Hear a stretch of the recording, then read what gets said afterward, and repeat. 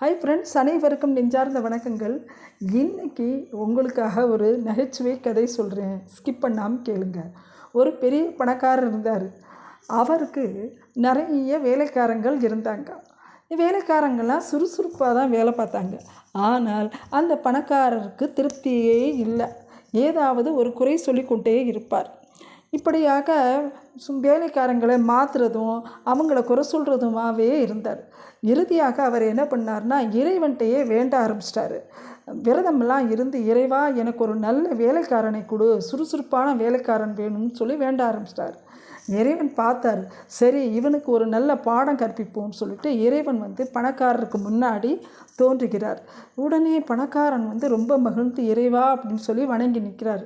உடனே இறைவன் சொல்கிறாரு, உன்னுடைய விரதத்தினால நான் ரொம்ப மகிழ்ச்சி அடைகிறேன். மகனே, நீ என்ன வரம் வேணும் கேளு அப்படிங்கிறாரு. எனக்கு ஒரு சுறுசுறுப்பான வேலைக்காரன் வேணும் இறைவா அப்படின்னு சொல்கிறார். உடனே அப்படியே தந்தேன்பா அப்படின்னு சொல்லிட்டு போயிடுறார்.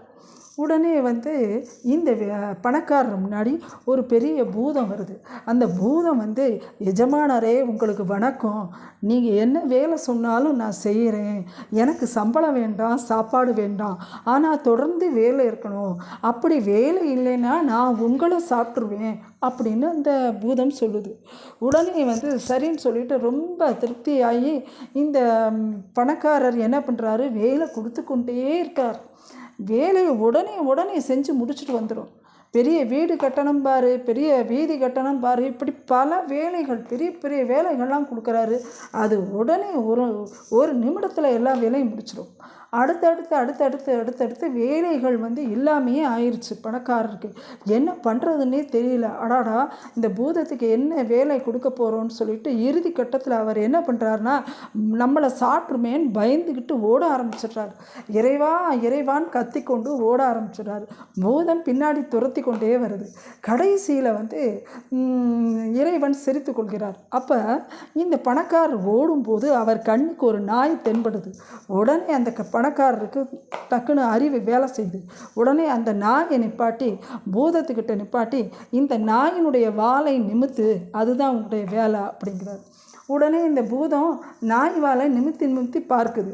கடைசியில் நிமித்தவே முடியல. கடைசியில் அந்த பூதம் ஒரு பெரிய கும்பிடு போட்டுட்டு அது தன்னுடைய இறைவன்கிட்டையே போய் சேர்ந்துடுது.